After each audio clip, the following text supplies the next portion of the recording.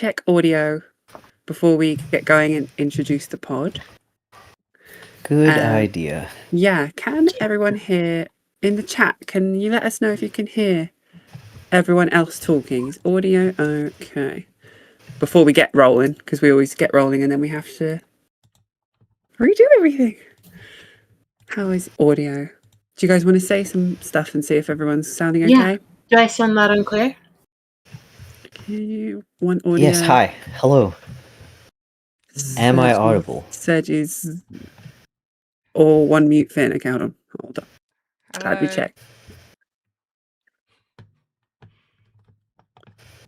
It's always me. It's me. I did get a new XLR as well, so my sound settings are sort of set up for my old busted one. So one mute bunny. Oh, nope, it's all of us apparently. Oh, we're all muted. Okay. Hold on. How about now? Okay. How about? It's just me. It's my audio. For some reason, my headphones have two audio settings in Discord. So even if I try, it's like always the other one. Do you know what I mean? How about now, Sergi? Thank you for this, and then we'll start the pod. Yeah. I keep calling it the pod, and my husband is always moaning at me. He's like, "Don't call it that. It sounds really cringe." We love cringe. We embrace cringe here. Cringe is a good thing. It's because I'm copying Cringe is Trixie in. Mattel. Trixie Mattel says the pod on the bottom beautiful, and I've completely stolen that. Good now. Okay, right. I think audio's okay. Okay, great. Should we start? Yay. Okay. Wonderful. Hello, everyone, and welcome to episode 8, I believe it on, of the Left Wave Transmission podcast. Is that right? My name is Louise. I run a YouTube channel called Matriarchetype, with something big upcoming, actually. But yeah, lovely to be here. Everyone else want to introduce themselves? So, Bunny, do you want to introduce yourself? I'm Soul Bunny. And yeah, just one of the video essayists on the channel, on the podcast. And yeah, I'll just keep it to that. Next. Take it away, Finn. Okay, hi, yes, I'm Finn. My pronouns are he, him, and I kind of sort of do YouTube sometimes, but mostly these days I've been doing this. I'm very excited to get into today's topic, but before we do that and finish up introductions, I do also want to quickly shout out and remind everybody that we are still raising money for the Al-Ashal family. We are still raising money for Amani and her children, and we are still raising money for Sophie and her family in the Gorham refugee camp in South Sudan. So we will be including those links, and if you are able to donate, please donate. If you are not able to donate, please reach out through their social media. Please actually connect with people, because there are other ways that you can help. You can help spread the campaigns. You can send them via DM to people. That's one of the best ways to encourage donations. And you can build relationships with folks in Sudan and Palestine and other parts of the world that are disproportionately impacted by imperial violence. So please do that. Thank you for listening. That's me. How do you follow that up? I'm Bridget Empire, pronouns she, her, trans woman YouTuber. Some of you will be watching on my channel. We're streaming on Matriarchetype's channel as well. If you want to pop in both of our chats, you can do that, and you can send us both super chats. That'd be fun. But you could also send it to the actual good causes that Finn mentioned first. Not that we don't deserve the money, but also other people probably deserve it a little bit more. And I make videos about politics and trans stuff and other stuff that interests me. Recently, Keir Starmer, Jared Leto, two men that I dislike for different reasons. Our distinguished leader. We'll get into it. Am I the leader? Love that. I've just added those links into the description of this on my side live stream as well, Finn. So well done for reminding everyone.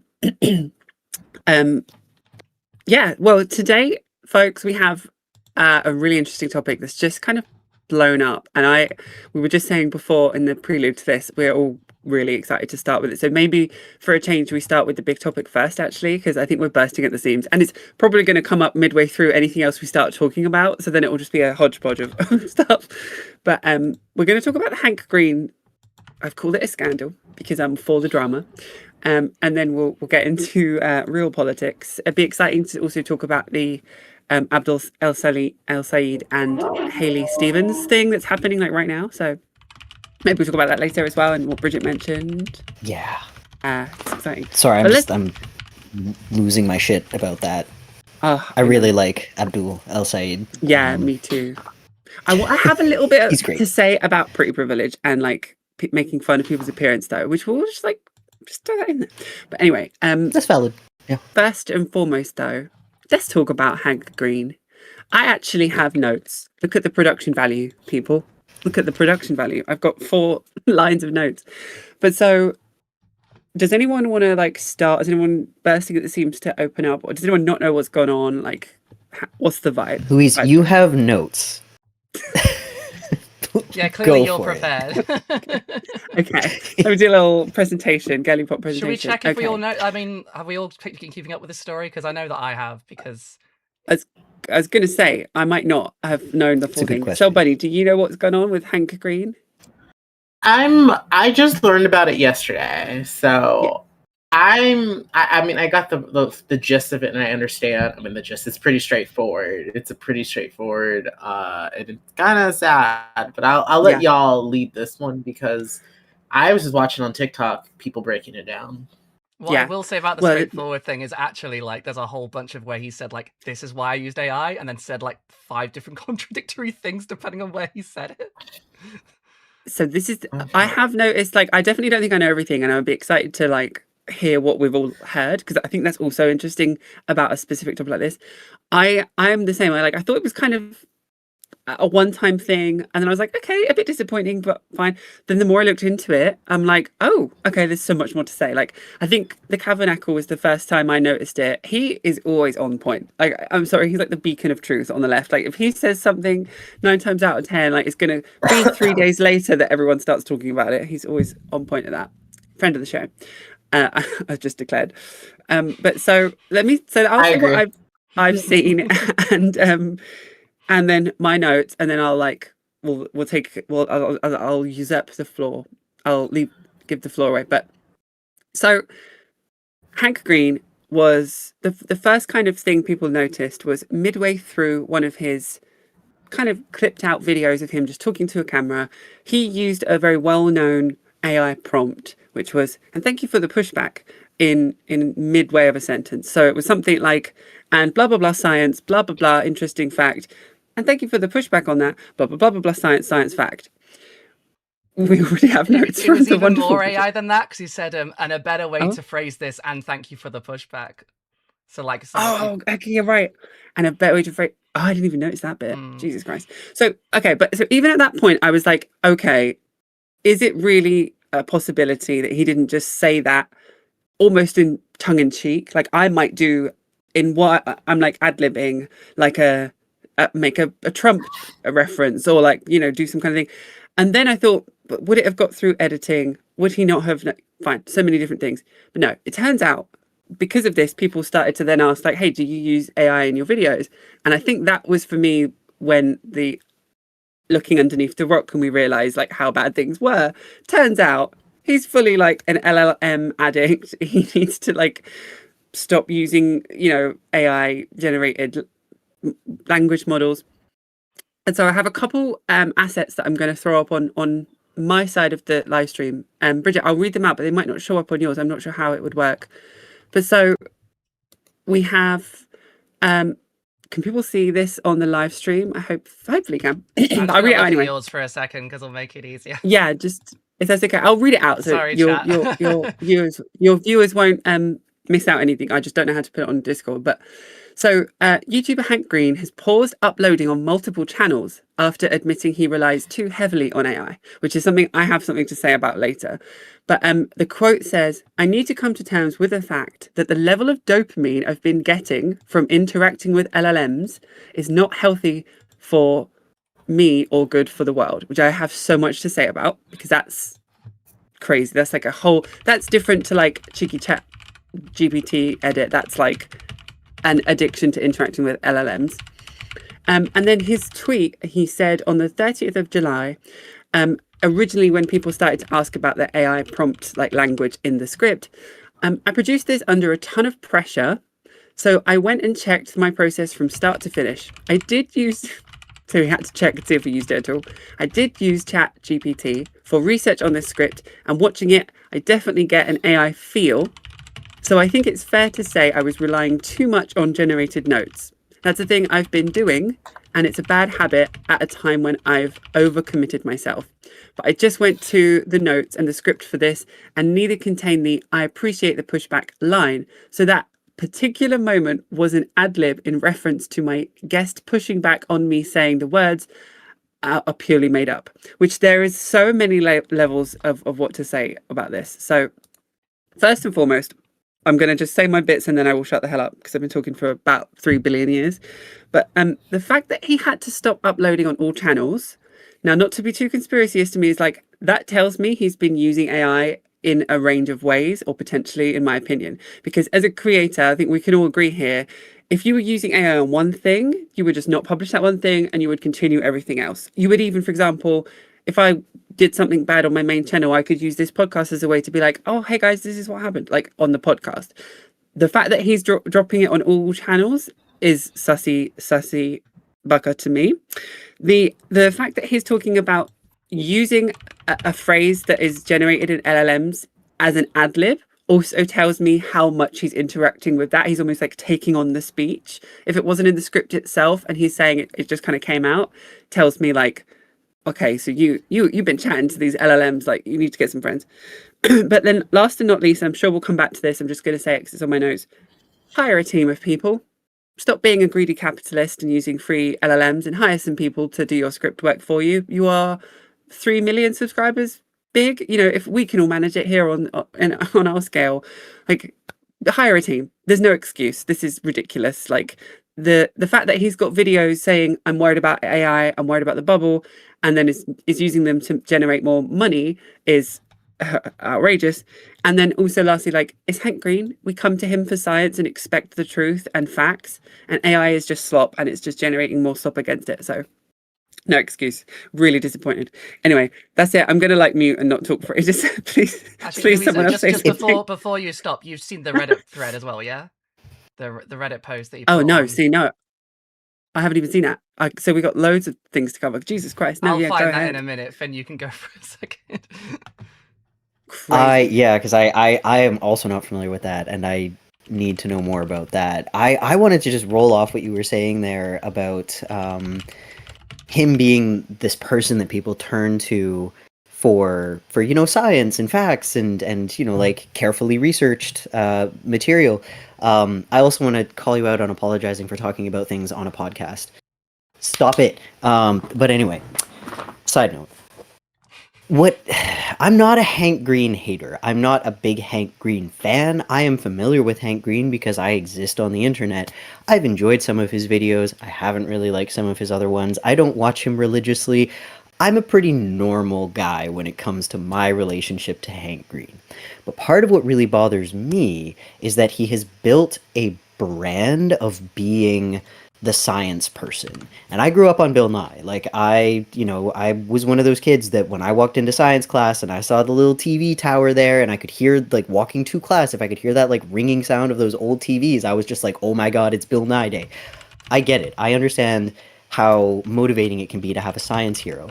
But one of the things that really, really bothers me about him and people like him is that it completely throws expertise out the window. People are like, oh, this is the science guy because he has a brand as the science guy. Therefore, we're going to ask him about things that aren't his area of expertise whatsoever. We are going to erase all of the expertise of people who do specialize in things that he doesn't actually understand. And rather than regularly referring out to those people to build a network of knowledge, he just leans into the brand as the guy who, like, knows all of the science stuff and understands science things and talks about science. And so it's not surprising to me that he would turn to AI to basically, like, build his knowledge network rather than refer out to other people. It's like that's kind of been his whole model for a while. And I know that there are going to be Hank Green defenders who show up and they're like, well, he had on this expert and this guest and this. Please engage with the point. Please just engage honestly and realistically with the point. Y'all take his word as law when it comes to science. He's not a scientist in absolutely every field. That's not okay. You shouldn't be doing that. We need lots of people coming together collaboratively to get better understandings of things. That's how knowledge works. That's my piece. That's what I wanted to say about that. I have more on AI, but I'll wait. I mean, he's not a scientist in any field if we're being real about it. But like, yeah, no, I agree with you. Like, even his background, like, I Very believe he's a true. master's True. degree. Yeah, he's like a master's degree in like biochem, I think. But yeah, anyone in any field is going to have weaknesses. But I think this is a deeper, and this is a thing that I will probably write a video about, and I've got like an outline for it and stuff. But my thoughts aren't quite formed yet, so I was really hoping I could speak to you guys about it, because I think this is sort of emblematic of like the wider problem with science YouTube and educational YouTube in general, is that at a certain point, to professionalize it to the level where he has, where he's making multiple channels with multiple teams about everything, is at some point you're going to cut corners. And so what he's done here is he has multiple teams, multiple channels. He has Sideshow, Complexly. I don't know if he's still in Crash Course anymore. He has Vlog Brothers, writing books, all that stuff, the companies that he runs, the merch business, I think he still runs as well, and a bunch of podcasts. And he has the teams for all of that. And quite often the teams make a lot of mistakes.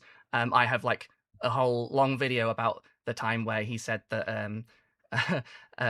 where they were talking about HRT, and he basically said that if you want to, that non-binary people should like just block the testosterone if you're like assigned male at birth and do nothing else, which is a recipe for osteoporosis and other fun things like you should block your testosterone by using finasteride, which doesn't block testosterone, and other lovely things like that. So he's clearly cut corners before. Other people in my chat have mentioned the knitting video as well, where he sort of came on and said like knitting, basically no one knows how it works, and everyone was like, what the fuck are you talking about?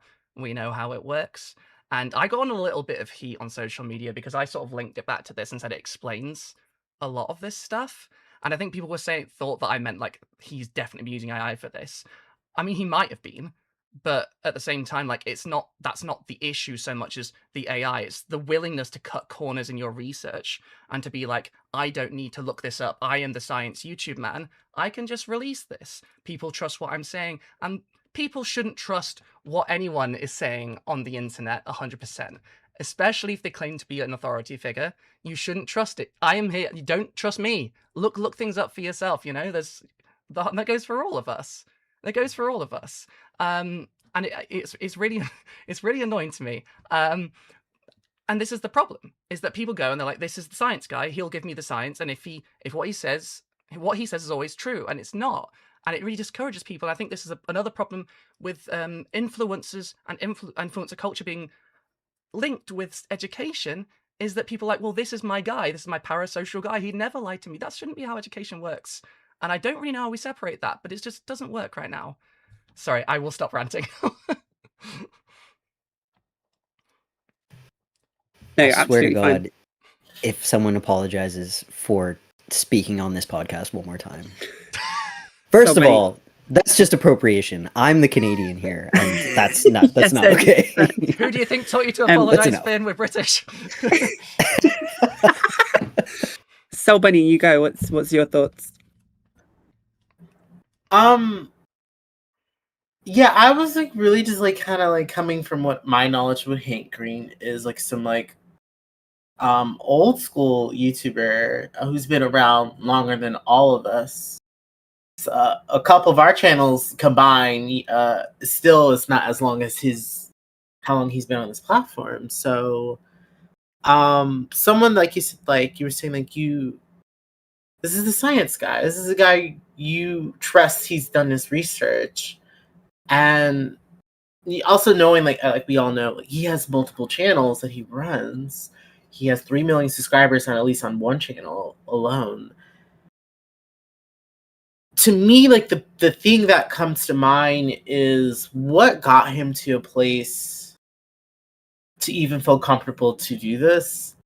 Because from my last memory of him, was, I think he came on TikTok bald and said that he just came out of from radiation therapy from having cancer and then beat it.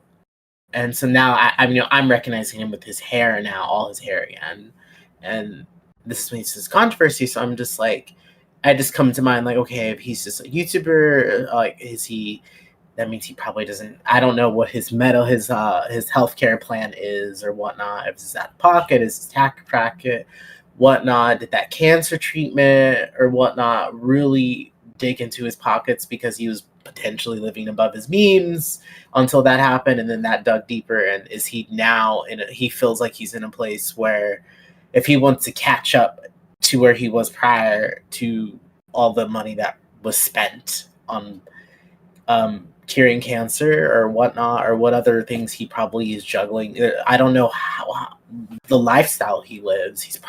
That's another thing. He's doing this to maintain a lifestyle while probably, he feels like the only way to maintain that lifestyle is cutting corners. And cutting corners is one of those corners cut. And so that's like kind of what it comes to me. I think about like, how does a person get to a place in that? And yeah, so maybe I'm giving him more faith. Not faith. I'm giving him more plausible deniability. I'm not saying it's right or anything, but like what got him to there. Because like we all acknowledge he easily could pay for a script writer. The way that like we are nowhere their tier, and we could hire a script writer if we really wanted for our videos. Yeah. But the amount of revenue he's bringing in, it's so minute. Like, why would you feel? So it's just, I just think, there's greed. There's definitely greed, but what led to that? And is it a little bit deeper? Like, because again, like we don't know, is his house even paid off? Does he have his fancy cars? Is he married? Does he have kids? He is married. Like, maybe in his kids. mind, he's just like, I'm going to justify it as a father, and I have maintained my household and whatnot. This is like the kind of like, maybe this is more psychology aspect, but this is, how did you get to a point where people don't like AI, especially in the science space? Everyone knows that. And what was your situation? Because that isn't what's being said. He's not forthcoming. I think people, it wouldn't be it still would be a massive deal, but it would not be as big of a deal if he was more forthcoming and more honest about his situation, and like, led him to that. And saying how he's gonna like go back and go and pay for script writers, finding help and whatnot. That wasn't what had. He gave excuses, justifications, and then you find out because I saw about the Reddit post thing, because I saw multiple people cover it, so I did see the Reddit thing. It's been a while, and it's, to me, maybe also he probably lost the passion in the work. He probably just sees it as a 9 to 5, clocks in, and as long as he gets out, I think he was going to do it until he got caught. And best it like Ghostbusters. It is interesting actually that you bring up the medical angle, because I think because you're American, like a lot of us don't think about that sort of like that can actually really put you in like that trouble, because obviously over here it'd be like free. There's a level to which I don't think that would affect it. I don't know him personally. I don't know if it really, because it can cost a lot, right? But he like runs multiple companies. He has like best-selling books. His brother's like a multi-millionaire because of all that stuff. Obviously, like he made Fault in Our Stars. It's a massive, massive success, like the book and the movie. I think he's probably doing quite well, but I don't know. Like it could be, and that could be the case. And he does have a wife, and he does have kids, and maybe he is worried about that. The other thing, and that is though that John Green and Catherine, his wife, are both very anti-AI, and I think he did mention that in the Reddit post, is that they were sort of really helped him the wake-up call. And as far as I know, he's been talking about before, there's sort of some evidence that he used AI to like code this game that he uses. It's basically like a Wordle alternative and stuff like that. And there's other stuff that he's been doing it with. And like in that Reddit post, he does like lay out the AI policy for Complexly, I think it is, and a bunch of the other stuff. So there is some stuff that you can use AI for certain ideas and things. I think in general, yes, I agree. And there's like people don't come in out of nowhere. And it's not exactly, it's also not just him. It's the nature of building anything that becomes a content farm is you cut corners. And if this is a corner he seemed to want to cut, for whatever reason. And if he did get in financial trouble or whatever, it makes more sense that he would. I would say though, like, I completely agree that there might be a monetary justification as to why he did it, but I don't think that justifies him doing it. To me, not to try and be like leftist of the week, but that is greed. Like that, like the level of money that he has. There are many people with families and medical bills that don't use AI to cut corners, and like there are people that use it and like that's kind of fine if it's for safety and for like to sustain themselves. I agree with that. But like the thing, he doesn't need to be using it. If he needed to, if there was some logistical reason why he needed to survive, like that's a different conversation. Like he is being lazy and greedy. I'm sorry. I'm calling a spade a spade. Like somebody said, like we could hire script writers if we wanted to. We have a community where we check our scripts between each other. He's probably got an army of fans that are small creators as well that would love the experience. Not to sound like a bloody neoliberal from 20 years ago, but like they'll do it for free for the experience. I work for Hank Green. Like there is no excuse other than not trusting anyone else's opinion because you think you're too good. Honestly, I think there is that. And also the money side of wanting the money himself. But the hypocrisy for me is that he has videos recently that have done really well about saying, I'm really worried about AI. Is the AI bubble going to burst? Like, are LLMs real? Like, and has clearly, I think what my alleged opinion is that like he has dipped his toe into the poison well to see what it's like. And he thought to himself, well, I'm one of the intelligent ones. I'm not going to get addicted to LLMs. I'm capable of interacting with ChatGPT and not think that it's God there talking back to me, and has found himself in the same position as everyone else. And something that left me feeling with all of this, the feeling I was left with is like, if someone is as intelligent, he's a very intelligent man, if someone as intelligent as Hank Green can get effectively addicted to LLMs to the point that you have to take a break from them, then like anyone can.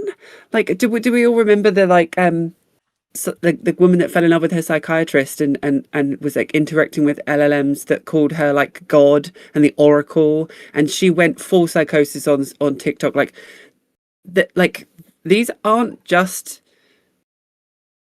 pieces of technology to interact to. Like I think there is an element of like real danger behind them. But the thing is, he should know better about that. He should so know about those dangers more than anyone. And then he fell into it. Like, what is this?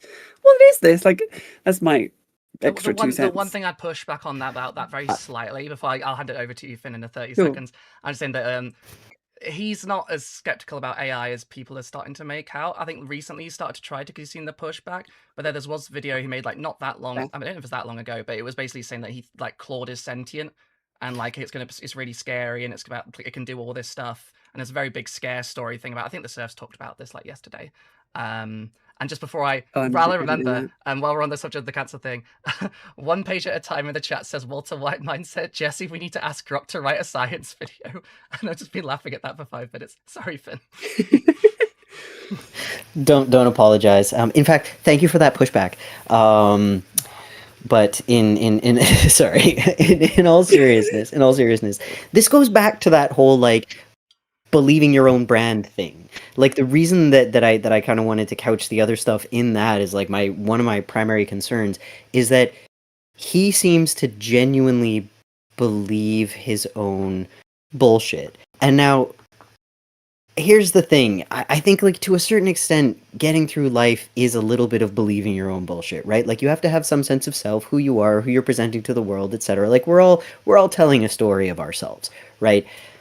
When you are a YouTuber, when you are a creator, especially when you're someone with a platform, any kind of platform, let alone one that's massive, I don't even know what that does to your mind, but it's got to do something wild, because I don't even like what being a small platform creator does to my mind. It's part of the reason I haven't been making as much on YouTube. I'm like, I don't like being talked to like I'm a brand. I'm not okay with that. I'm not okay with the fact that YouTube is structured in such a way that it turns you into a brand. I'm not interested in being one of those. I am a flawed, three-dimensional human being who changes with the context, who is constantly learning stuff, who is not an expert in absolutely everything.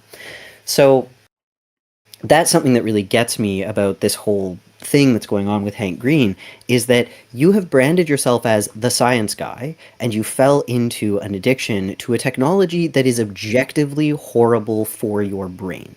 That is base level understanding of how AI impacts other things. Like I'm not an expert in AI. I don't know much about like the actual technology of LLMs. I know probably more than the average person because I hate it so much, but that's not my specialty, right? I'm going to defer to people who are experts in that particular in that particular thing. Like Aeronaut would be a really good example of someone to turn to who's like an excellent, has, fantastic expertise in AI and LLMs and machine learning.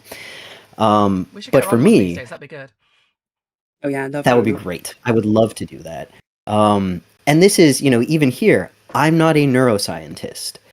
I was studying neuroscience for about 4 years. I was interested in becoming a neurologist, so I am no slouch, but in these days it's more of a special interest. And so for me, when I was learning more about AI, I went through my special interest. I went into like my area of past expertise.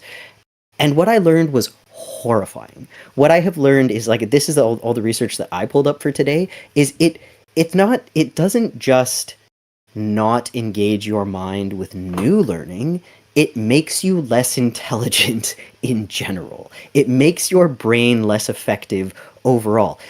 I don't like this language, but the only way that I can think to describe it is it makes you dumber. Like it makes you less good at thinking. This is very scary, and this is something that a science guy should fucking know before he goes around using a technology, promoting a technology, acting like it's an okay thing to engage with. And so I don't want to make it sound like, he did the worst thing ever. Like, honestly, it's kind of refreshing to be able to get upset at a white cis man who just like did something. He used AI to write a video. Like, wow, it's so nice. At least he didn't, like wasn't sex trafficking and isn't secretly a Nazi. This is very I mean, refreshing. yeah. Yeah, it's not Jared Leto, thank But God. yeah, Yeah. oh, God. But yeah, that's my rant on Well, that. Like it's awful for your brain, and if you're promoting yourself as a science-based person, you should know just that's like a 20-second Google search, my dude. Like that's very, very simple information to come across. But he must know these things. Like I think it's like Sol Bunny quite rightly just said, like almost a part of it gives he's checked out, he's burnt out. He kind of doesn't care if he gets caught. I mean, the fact that he went from I've been found out from using AI to not uploading on all platforms, it gives like maybe this is what he wanted. Like I'm just surmising. This is just my Looking opinion, for but an excuse to yeah, bounce. fully like Yeah. the He has Ned been Former going for wanting to get years. caught Like he's cheating one on of his the wife oldest vibe. ones on the platform. It's crazy. Like doing multiple things a day. Yeah, And I he really like is when an Soul Bunny OG. did say that, like actually, like he gets used to a level of this is how much I bring in, even if it was still a lot before. If you're used to that and your outgoings being that much, even if for most of us that'd be an insane amount of money, I imagine it must feel really weird. Not to like empathize with the like Mhm. super rich guy who's using AI, but it does things to your brain, you know. Yeah, I mean, I can imagine that as expenses have gone up for everyone, costs of living, just basic necessities, food, whatnot, even power, electricity, especially. I mean, I don't imagine he's too well off to live near a data center to be impacted, but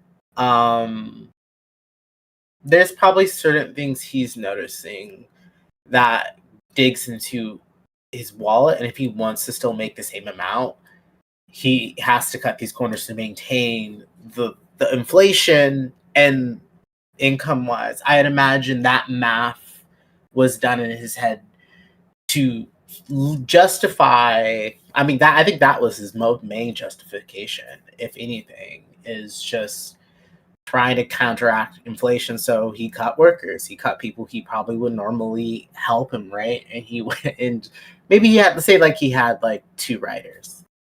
I doubt he has any now. I really don't. But say he had 2 writers. Imagine you fire 2 people you would have normally paid 1 or 2 people, and you're just going. That is immediately like income back. That's especially for that tier. That's thousands of dollars a month you're saving on that you have the money to spend. But maybe he's making his slush fund to make sure when he retires, he's had enough money to retire him and his family, and where they'll be able to live well off and live off the ad revenue of videos he's uploaded years ago. Because he's such a big channel, he'll still get enough views while he'll stay in the creator program and still get little whatever checks he gets. But I imagine they're not going to close down their Patreon. They're going to let people slowly, manually unsubscribe. Well, yeah, this kind of connects to what so Lisa, a gamer in the chat, is saying that he hasn't been downsizing; he's been a continual growth mindset. I think it is sort of linked to him being like. I was just going to highlight that comment. Yeah. Yep.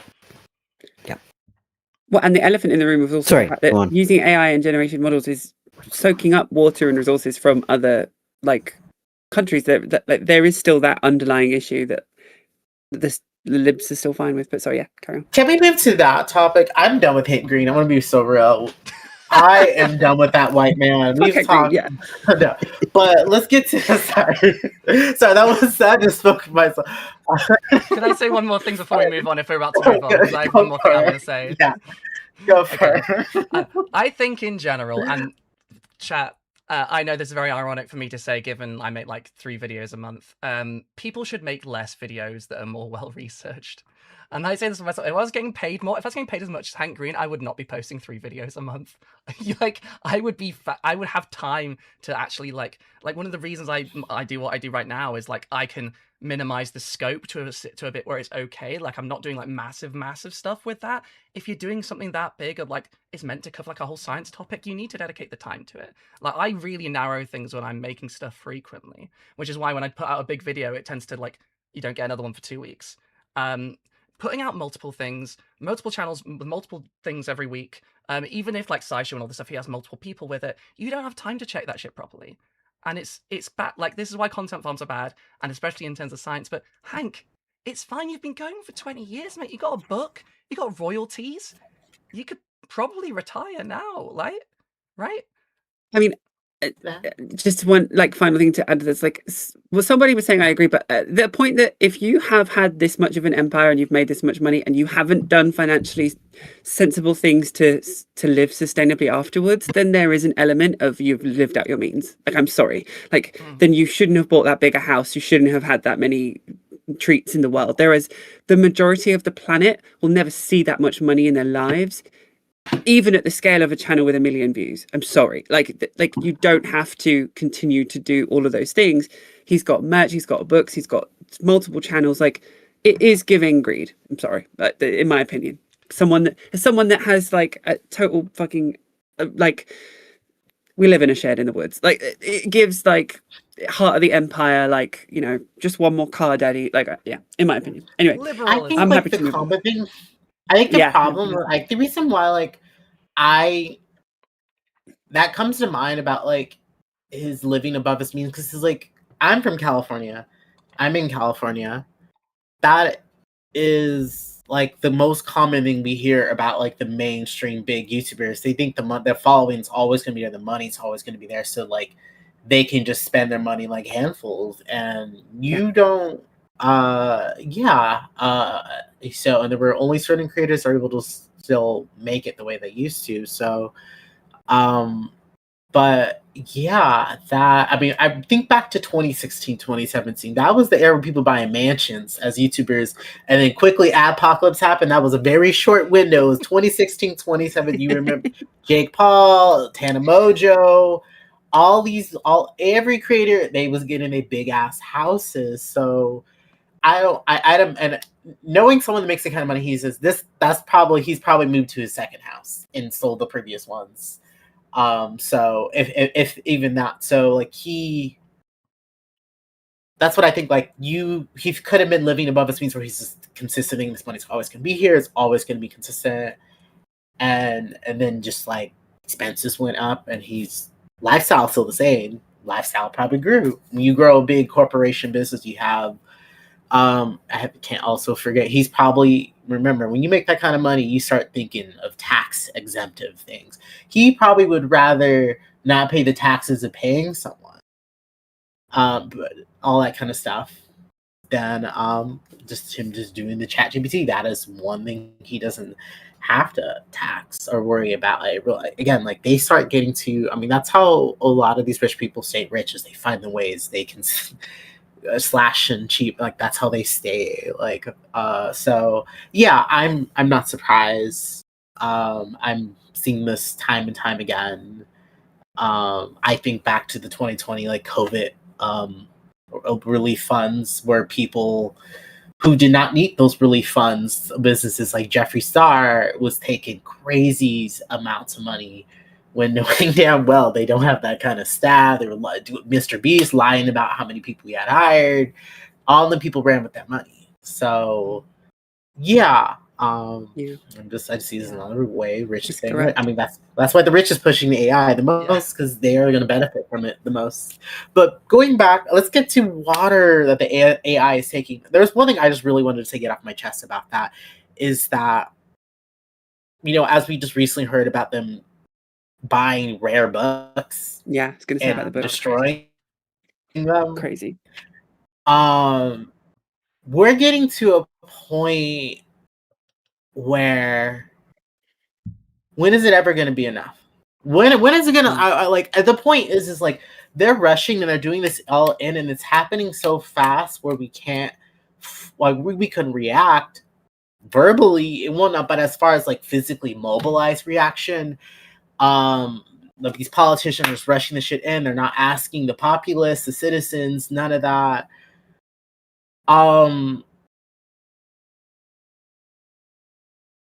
My fear is, like, people are going to care and do stuff once it's too late. Once they already installed everything, once the water's dried up. I mean, we just saw the Colorado River. You haven't seen the clips of people standing in the river and they're on rocks. Dry as fuck. And it's meant for 7 states. 7 states is supposed to use that water. And who's buying? That's what I mean. It's almost like, to me, my biggest fear is like they're trying to artificially start a water war, and there'll be a bigger gap of haves and have-nots. I feel like they're escalating this fucking climate crisis because they know they'll be fine, and it is one way to kill us all off, and then them just go revert what they can. I don't know. They probably don't care. They probably don't give a damn. We don't. But the point is that they're escalating. I mean, we've always talked about, like, the shortage of water way before we knew what data centers were even a thing like that. Yeah. These AI centers, all that. So it's just like, this is artificially inflated, and they're just rushing it. And it's just like, so it's the water, it's the books, it's the fucking electrical grid, the amount of, like, this is not sustainable. And resources are finite. They're not infinite. Yeah. And with the way these tech people, like, it's like, my biggest fear is they're going to create a situation that's going to, like, we're going to have to, like, suffer from sooner than later. Well, we're suffering now with this heat. Water, like, we are. Already, there are countries out there already going through desertification. Yeah, so I mean, like, there's things that are like, where, like, these First Nation world countries where they don't give a damn until we're impacted. Yeah. It's just, if water is life, and the reason why they're using water is simply for one reason. It's because it's a cheap resource that we have a lot of. That is literally the only justification why they're using water as a coolant and not anything else, because it's cheaper.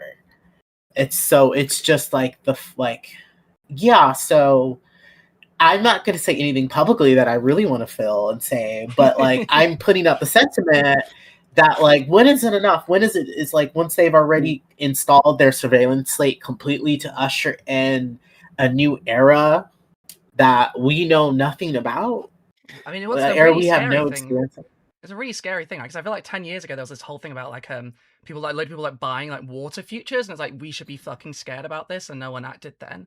And this is one of the reasons stuff like this scares me, because I feel like people, not just Hank Green, but people with this kind of ideology, especially sort of his age, sort of post-Cold War, sort of real tech fetishists, where they really, any new technology is inherently good and will always be good, and they can't see what is happening behind the scenes, because there's so much like, oh wow, look at all this new tech, we're going to be able to do so much. Like, well, you can't do so much, you have no fucking water, can you?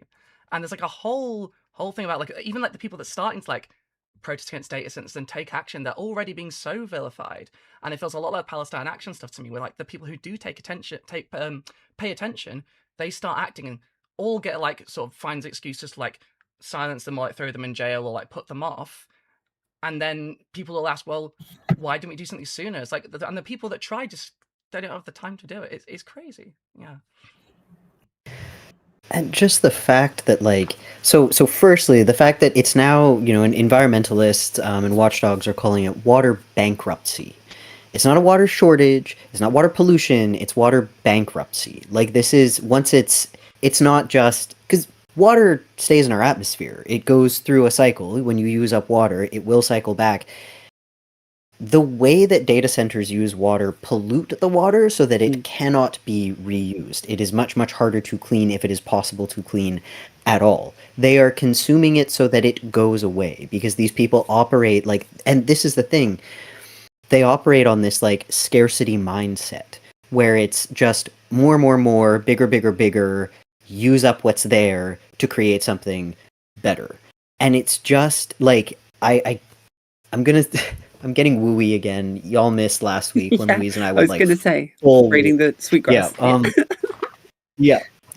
But it's true though. Like I genuinely think these people, these tech oligarchs, they have a sickness. They are not well.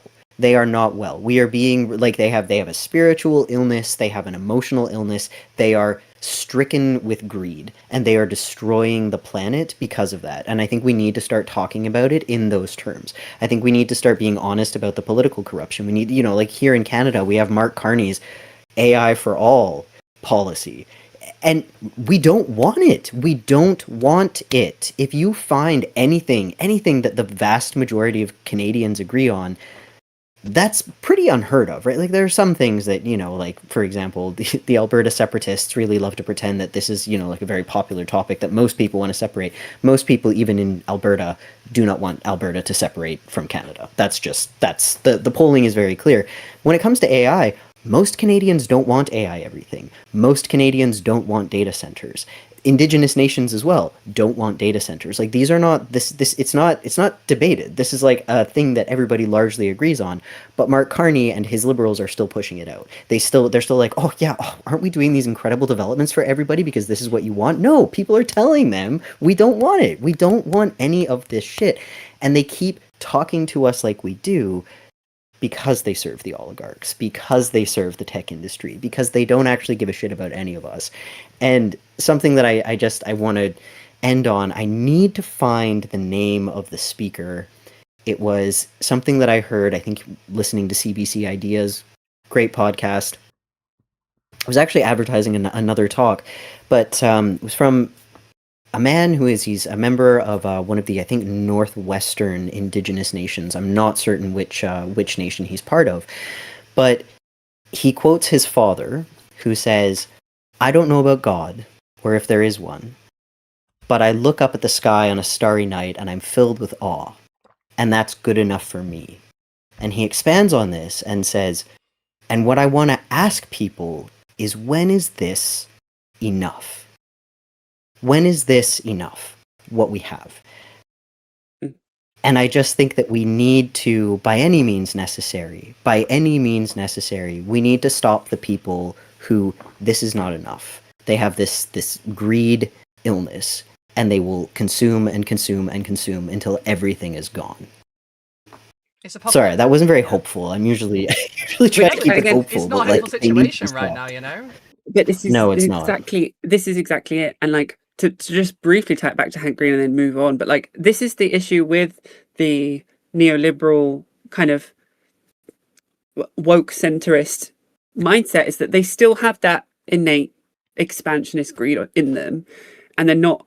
I mean, we're all brought up in our generation to just be like, work really hard. The harder you work, the more you get. And the more you get, the more you can afford. And the more you can buy, the happier your life will be. Like, that's fundamentally like not necessarily how you need to live. And some of us have understood that in our adult years, some of us haven't.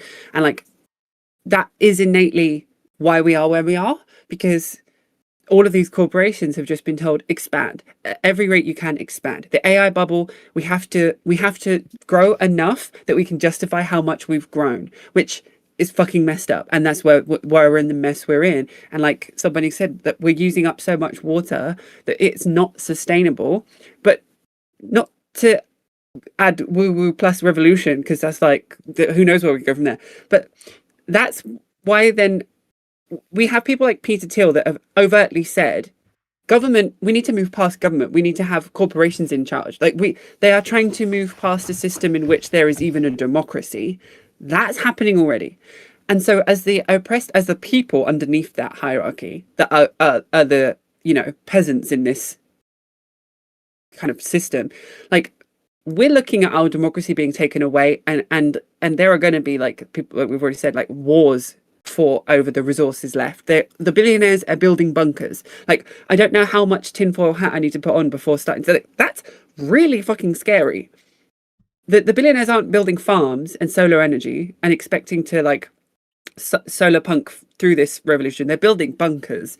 So like for everyone that can't afford a bunker, like we should be really fighting back. Like what's happening? Like it's a crazy situation. Like I think that it will be too late by the time people, the masses really start to like push back on it in a way that will be needed.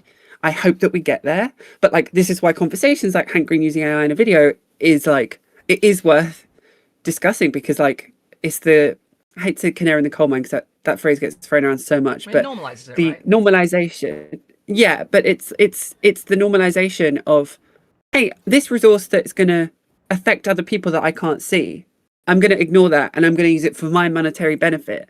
Like that mindset, it's a colonizer mindset, really, isn't it? It's like we have to call that out when we see it, because that's why we are in the mess we're in.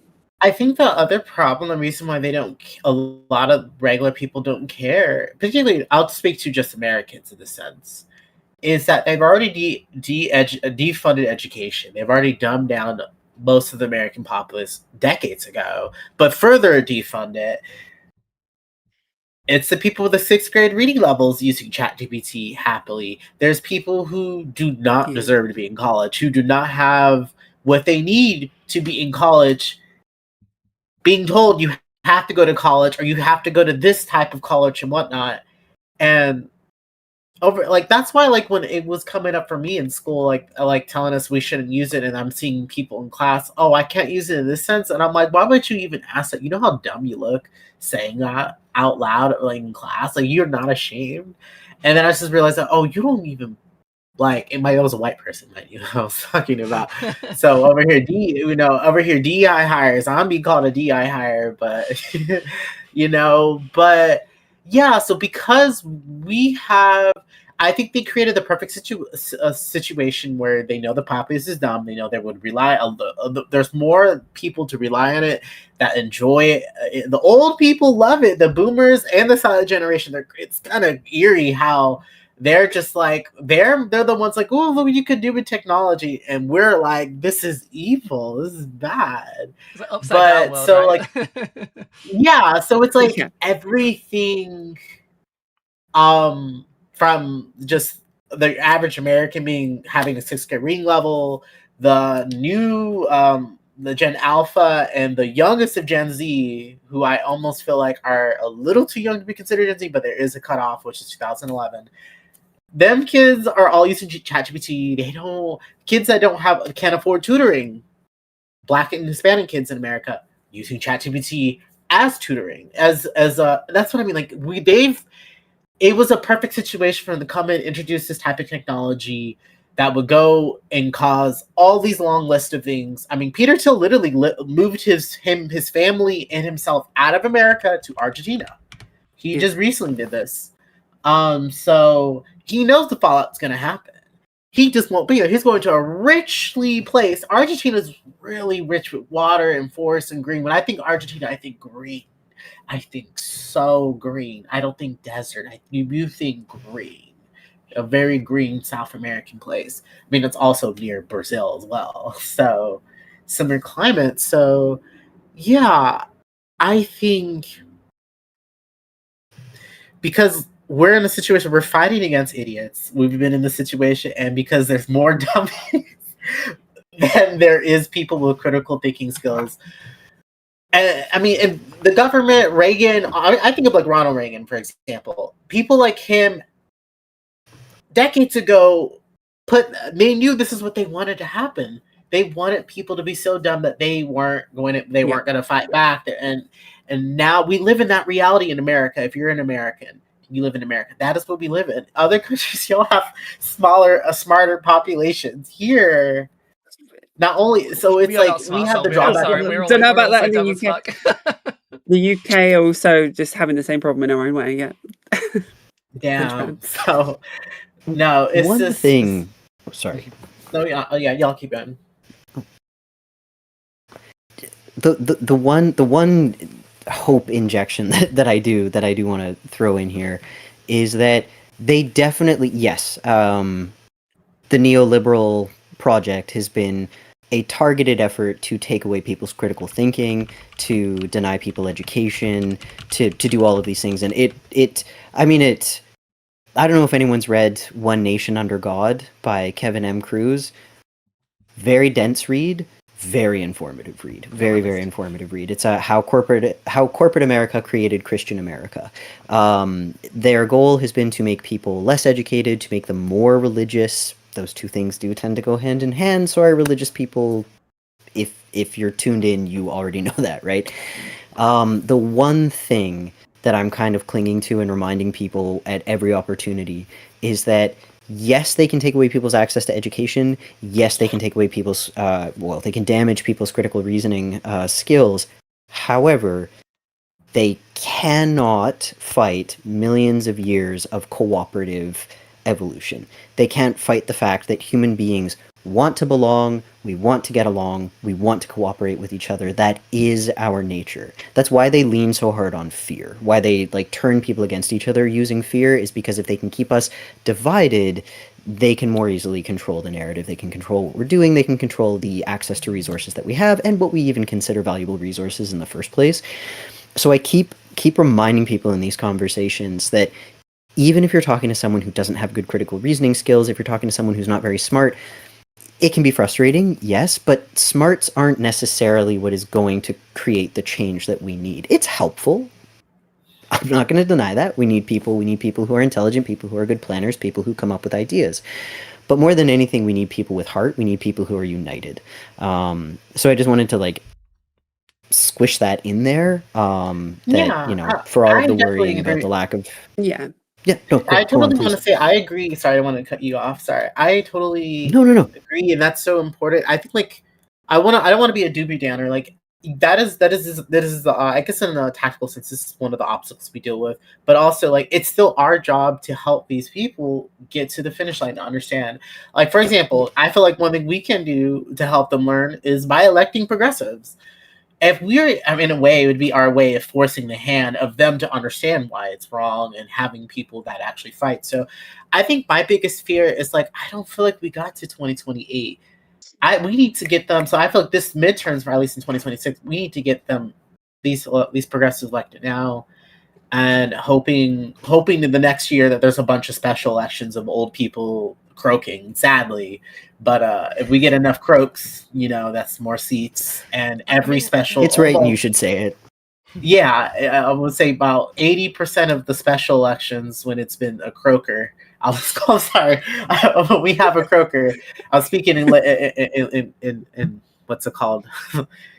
In code. But anyways, when you have croaker situations, croaker special elections, the Democrat like 80, or I would say, but the left-leaning person usually wins. And because in America, I would imagine in the Britain as well.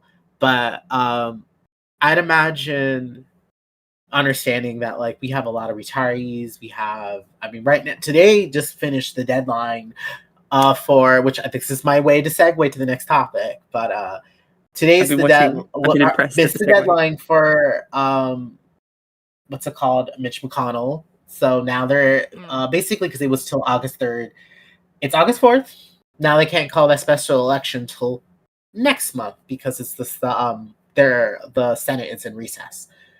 They're on break, so they don't come back till September. So he has a whole month to say, "I am better. I did this work like that. I just bumped my head." I can't believe Mitch McConnell died tomorrow. That's also another thing that.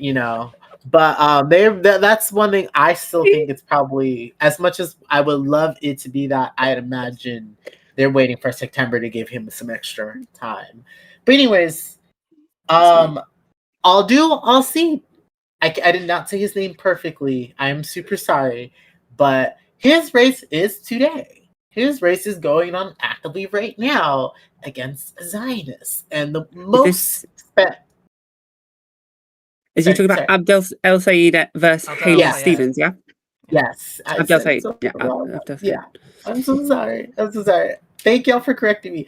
But yeah, that's happening in Michigan right now. As of today, that primary race is going on right now. Can we pull up the data right now? What are the votes looking like? I'll look. I'll try and find, but you know I was just going to creep his social media. Yeah, while you're looking, I'll just throw in a little bit because I was just going to say because we were running on a bit of a downer note, so I think we're going to try and pull it back a bit because this is hopefully. Yeah, I agree. But I was about to. Yeah, sorry. Because one thing you said, Solbing, is to think that it's like we don't have a lot of time. I think one of the interesting things here is that I think from what you can see, especially the way that these special elections are going, and with actually public sentiment on AI from young people in general, generally it looks like the tide has actually turned way long ago. People fucking hate AI on a mass scale. Like boomers like it, but the general public are against it. So it's against the will of the people, and if they have a say, they will do it. Which is one of the reasons it's quite dangerous for them to push all these data centers. Because if you make the issue, we want to build a data center, you're going to get a lot of people voting who wouldn't normally have voted for, say, Abdel Al-Sayed. You know, and that's to our advantage. But I think it does give us an element of hope in that there is a backlash, and the backlash will favor us in the long term. I say us. I don't know if I don't know what I'll say. I don't know in the future. I shouldn't own him. But you know what I mean. No, yeah, exactly. And I think that's kind of where I'm sorry. You go. Sorry. No, it's fine. I just wanted to add another positive note. So you go first, and then I'll go after. No, add your point. I'll add after you. I want you to. Well, I just want to say, like, I forget to say this because it's always in my head, especially when we're talking like witchy woo-woo sections, but like I do think that the people will always prevail because we have the power, we have the numbers, and more importantly, wow, Louise, words. More importantly, the more we're pushed into a corner, the stronger we will get. I'm sorry, I'm saying it, Luigi Mangione. Like these people, it's actually so easy to take action. Not that I condone anything. Allegedly, in my opinion, all of these providers. He's innocent, so but like, you're not saying anything. I mean, he didn't do anything. Yeah. No, but like, what we have. Still looking for the guy. It's just a matter of like being pushed into a corner. Things will happen, and I do fundamentally believe that will happen. I think we are part of nature, and nature is always searching for an equilibrium rather than an extreme. So like, we will just push until things work out. But like, what I'm trying to also do, but like to get there, we have to get motivated, and to get motivated, we need to understand how bad the situation is. So it does to act on it. Like, and I feel like there is a responsibility to bring up these things. When we talk about Hank Green, we relate it back to the limited resources and the people being affected in other countries on purpose, because like otherwise we'd all be like, maybe this is my like living in Japan-ness of it all, but there is a real like opium state of the country in certain things. Like like people don't know about certain global issues in the same way, and so like bringing them up and talking about them still has like a huge effect, and they can be really helpful. Like it's been actually really odd to see how important Palestine has become to Japan, because it's like kind of an outlier. It's like, cool, Japan's like actually really doing still protests every week about Palestine. Great, this is great to see. Like, so yeah, I think bringing it up and talking about it is still important, but I am fundamentally on the belief that like the people will succeed. They always have, they always will. Yeah. You also said something there, Louise, that I really want to highlight, which is remembering that we are not humans defending nature; we are nature defending herself. Yeah. I just like I really appreciate that that framing specifically. Yeah, for sure. Also, more people should throw Sam Altman a drink. Shout out to that guy. Maybe a Molotov drink. No. Yeah, delicious. Sergi just asked something spicy. Guiding question: is there a component of not wanting to know? Yeah, I do agree. There is an element of like people burying their heads in the sand a bit in certain issues. Maybe, yeah. I think like with the perforation, is that a word? Why do I just try and use words I don't know? How about we fucking don't do that? Who am I, Hank Green? With the, I think perforation applies. Does it? Right, go on. Cool, thank you. With the like increase of social media, I think certain issues are becoming more apparent. So which would imply maybe people do want to know, they just don't. But I don't know. But good question. Yeah. Yeah, I mean, there's a populace that are the ostrich that put their head in the sand because Some people will call them cowards. I would just say they're afraid. I think Yeah. I think they know Valid. stuff is happening and they're trying to maintain their level of sanity. That's the only way they know, because they aren't educated enough on things, and so they have this big fear of the unknown. But moving past that, what I want to say before I forget, this movement, like we're on it, like I can, like, because this election as it's live going on, Yes. you know, you got people looking at New York, you know, Mondani, who's every month there's new policies where these people that kept saying he was going to fail or whatnot is seceding, and now they started looking a little jealous. You know, Yeah. they put a 1-year ban on AI data centers in the state of New York. Something that, like, which is, oh my god, but yeah, they pushed it off for a just keeps winning. year. But that shows that people don't like that shit, and they're like, like, we don't want to deal with this right now. Let's just we'll meet you. But see, the direction they're at least giving them time to react, time to organize, time to sign petitions against it, etc. He just came out with a 30% discount on certain groceries at the grocery store. That's for people that have EBT grocery. He's doing these services and things that is showing that these and he also had all these candidates that he endorsed. All of them win. So as people are sitting in their delusions, denying that socialism doesn't help, mind you, it's only Democrat socialism. It's not even full-on socialism. Yeah. They're going to be seeing New York, and then they're going to probably be seeing Michigan as well, having a different shift. And I think another thing that we can't forget is, like, as these midterms are going on, also this is the time for the school boards elections. Who's running in your city, your mayor, a lot of these things, in America, as in America wise, is happening all in November. So, I guess, like, my goal is to get people, especially with this video that I'm about to come out with, is to get people to voter turnout like they never had before and fully look at everything, fully pay attention. And again, the school boards, that matters. You're gonna have to learn, and I think, and people are gonna have to make the accessible content for them. They'll be able to learn easier. People are gonna make content of, like, who's people on your school board in your city, your town, etc. Who's running for the chief of police, etc.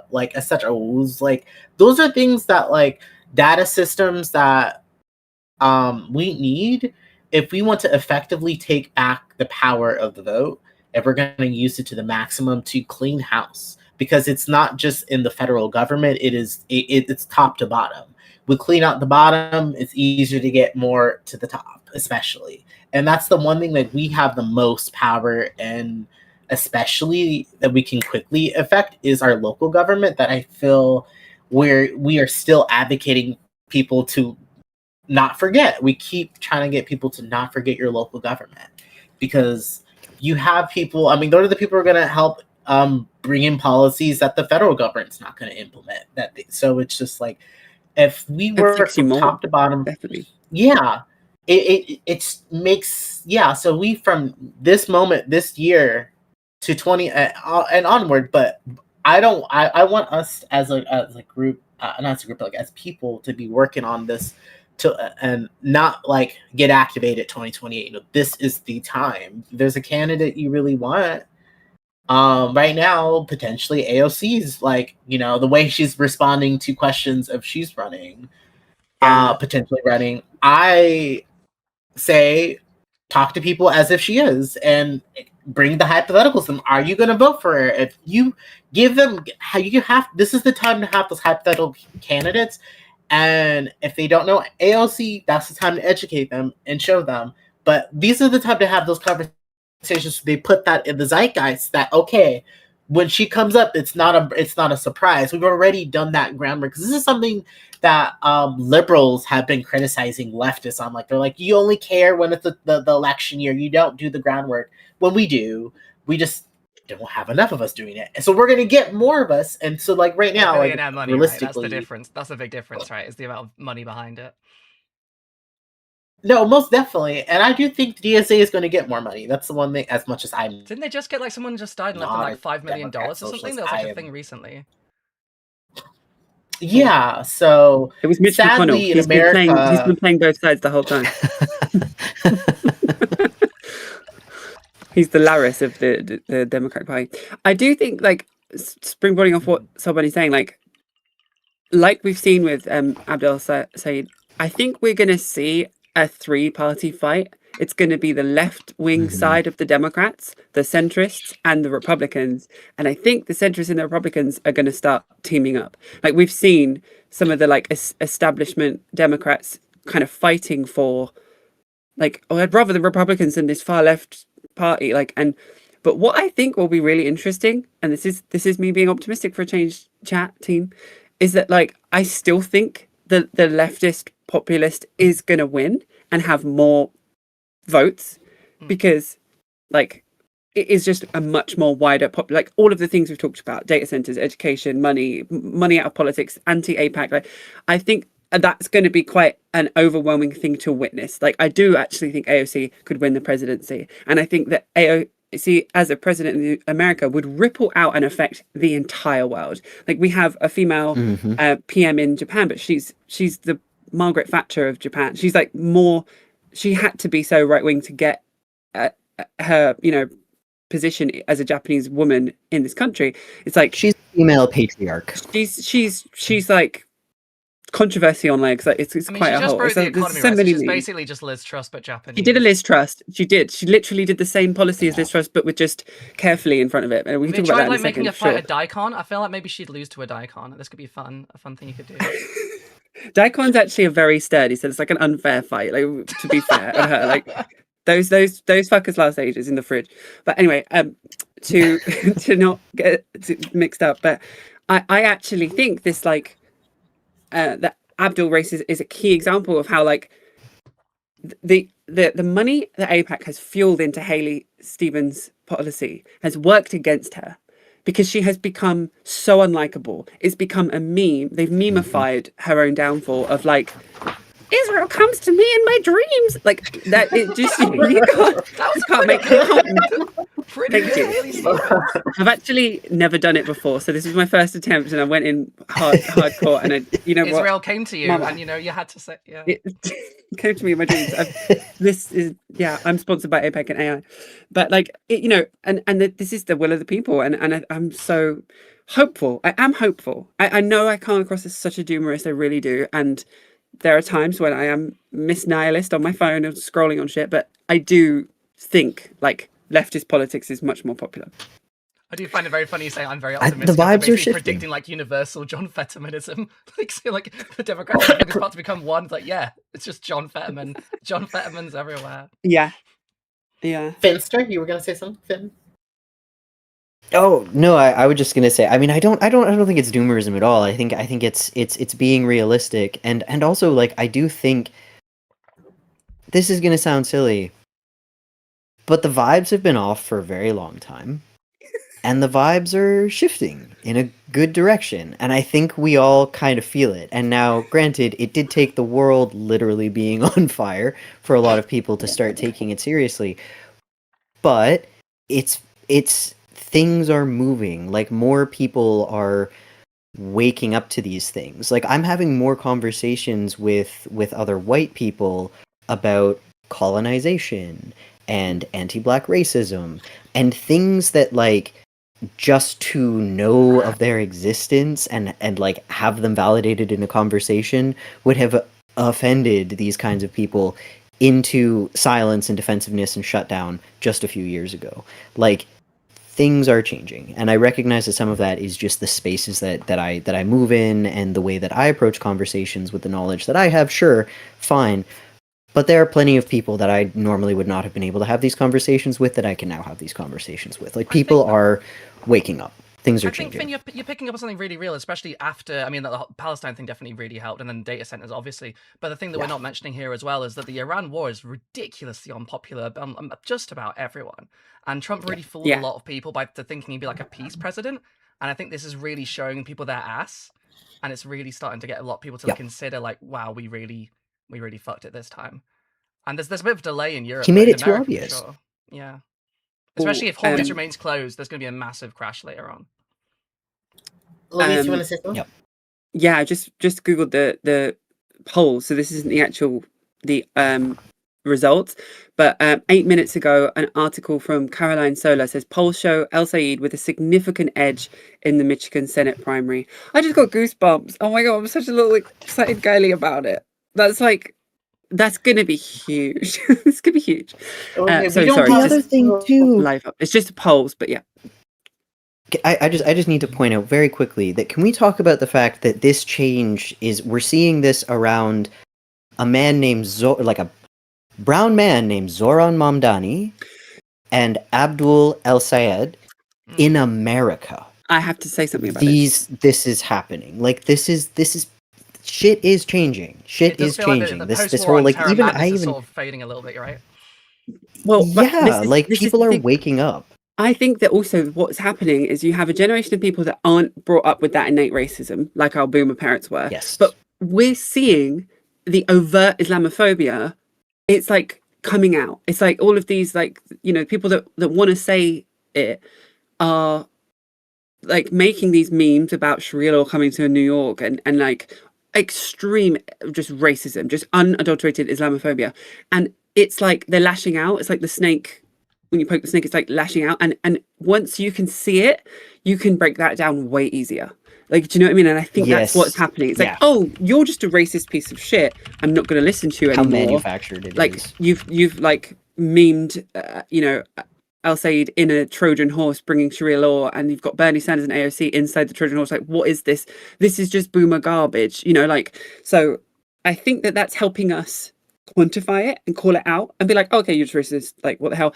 And then also, like Bridget was saying earlier, Zoran is just continuously winning in New York. It's just www. Like, and people are looking across the pond and being like, oh, I wish we lived in New York. This is just so great. And like, it's not hard to put two and two together. It's like, they're good. Like, there's just, I do think a huge change coming. I really do. But like, and you were saying about the Iran war not being popular, especially like here again, bringing the Japanese element to it. Like, the Japanese oil reserve was really quite scary at one moment, and Japan has always been kind of America's lapdog politically in so many ways. But it showed like America is not going to care about anyone else. So then all of these other countries have just been forced to kind of care for themselves.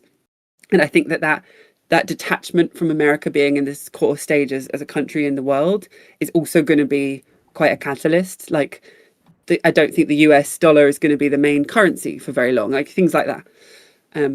But all of these little things are starting to, like, kind of domino effects are starting to happen, and then maybe we will see somehow we get to a leftist communist revolution. I don't quite know the link in between, but we'll work that out when we get to it.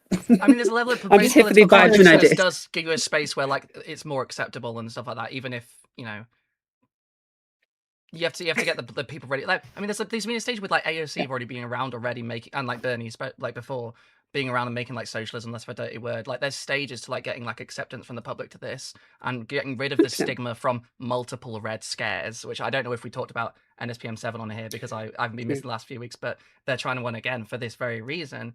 And, you know, and if AOC does fail because she's sabotaged from above, a lot of people will be like, you know, but we know that she was popular, and it's going to really quench that appetite's going to be there even more, in my opinion.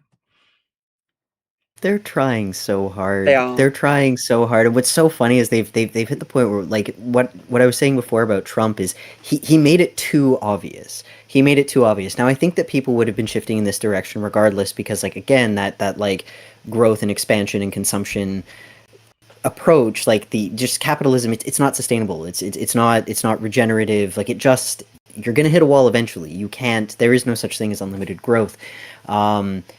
But I think that, like, even had Kamala won, things would have been trending in this direction. But if anyone in the United States would like an example of what it would have looked like had Kamala won, just look at Canada. Our centrist neoliberal shithead won over our overt bigot. it's not as bad as it could have been. It's still bad. The work still needs to be done. It's just that it bought people a little bit more time to wallow in apathy. That's really all that happened, right? Like it's the same thing. But the attempts to bring back the Red Scare in this context are very, very funny to me, because it'll be like, oh, communism is when sharing. Like, it's becoming more and more obvious that it's so contrived, it's so desperate, it's so made up, that it's like, they'll say, oh, people want Medicare for all? Well, that's socialism. And what that sounds like to people who are dying from preventable illnesses because they can't afford healthcare is, well, socialism sounds pretty fucking dope, actually. Like, let's get some socialism. That sounds great. They've gone too far. They broke the illusion already. It was like that Fox News thing when Zohran Mamdani was first being like in the running for being elected. They like put all of his policies on the board, and they were like, these are some of the crazy ass things he wants to promote, and it's like, feed children. Like, it's like, is this a fucking is this satirical? Like, no one could, whatever you call that, like, it's good. Anyway. Did I ever show you, or did you ever see this? It's when you were in Britain, there was this thing when Corbyn was running, and there was this article that said, like, Jeremy Corbyn supports free school meals. Is this the nasty face of Britain's Labour Party? Yeah, it rings a bell. Yeah, I think I just ran out of battery on my thing. No, exactly. It's farcical. What I want to say before I forget is that, like, go ahead, go. I have to remember, like, the world is watching this debate. Also, the debate, this primary starts in 30 minutes. But the polls, they close the doors in 30 minutes. Yeah. And then the percentages are going to be counting. So they're going to start counting the votes. So they're 2 hours ahead from where I'm at. So it's 6 o'clock. It's 6:30 p.m. where they're at. So I guess the doors close at 7 p.m. or whatnot, and then we'll have. So yeah, we will know. You'll most likely know if he's in the lead in in like 3 hours. Yeah. Because they usually are done counting by like 10 p.m. They stop counting, so usually they're done by 10 p.m. usually, and if not, they follow the next day. But you kind of already see what it is by the time it's 10 p.m. Let me see, 10 p.m. EST. Let's say 10 p.m. EST. Right, it's like 4 a.m. British time. I've got all day to watch it. It's only 8 in the morning here, so I can edit our pod and just be like keeping an eye on it. I would say you would definitely know by 2 p.m. Then you would know by 2 p.m. By noon. By the time it's noon, you already you'll see like a big they've been counting votes. So. Yeah, I feel like this is going to send a big message if he actually gets to the finish line and beats the most paid out APAC. Because not only is it that as well, is that the DNC is $5 million in debt because of the amount of money they were using to go spend to go against progressives that they've overspent. So that just came out, I think, last week. That news came out last week. They spent so much. They're $5 million back, and so they got to do that extra evil fundraising, but it's becoming more expensive. And for losing battles, they're losing. So that's the funny, for battles they're losing. So yeah, sorry to cut you off. I just, you saying that, it maps on in a very poetic way to the United States depleting their munitions and they're out of long range missiles. Fighting the Iran war. We're seeing it in multiple different examples that they have thrown everything that they have, and it's not enough against the power of people who are fed up with their shit. It's not enough. It's devastating. It is devastating, the kind of damage that they can do, the kind of harm that they can cause. It's not enough. They can't win. They can't win when people remember that we have the power. I unfortunately have to go. I have hit my time limit, and I have to go do a bunch of things and not be constantly checking the polls. I will be poll checker. I will. I've got all day. Yes, thank you. I say I shouldn't be, but I'm going to be doing it. But it is huge. It is important, and also because I should probably leave soon as well, to be honest. Yeah. Let's go that. Let's do that. If he does also win against Mike Rogers as well, that then sends another element of the progressives are the future. Get with it, and then we will see that centralistic.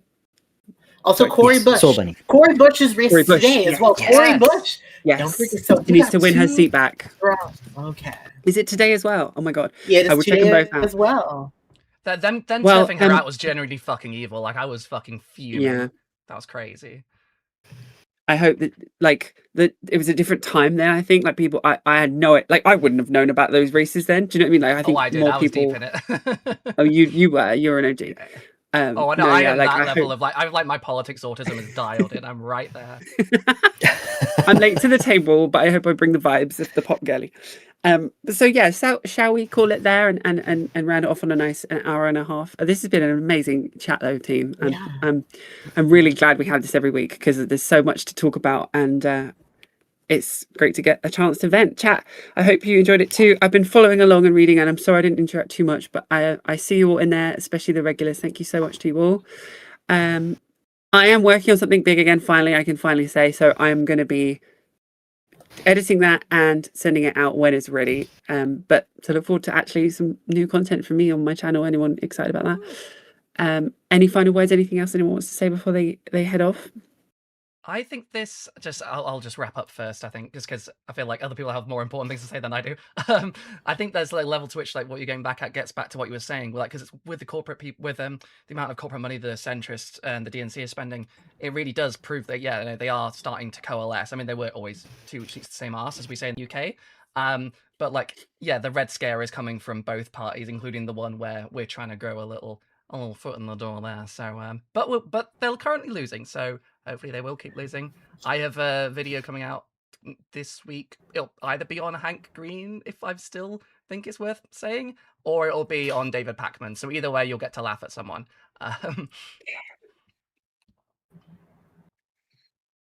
Hell yeah.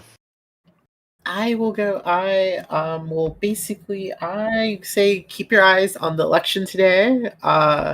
The world is watching. This is one of the biggest pro-Palestinian electoral movement as of right now.